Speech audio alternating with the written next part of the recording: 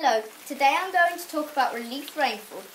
Relief rainfall forms when air is forced to rise over relief features such as hills or mountains. The air cools and condensation occurs as the air rises. I have made a model of how relief rainfall occurs to help explain the process for you. First, warm air blows in from the sea.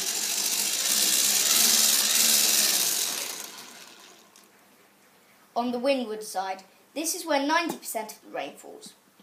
When the air travels up the mountain, it cools and condenses to form a cloud. When the cloud has as much water in it as possible, it precipitates and rains.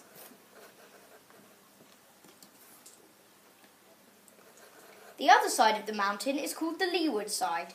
Only 10% of the rain falls here, also known as rain shadow.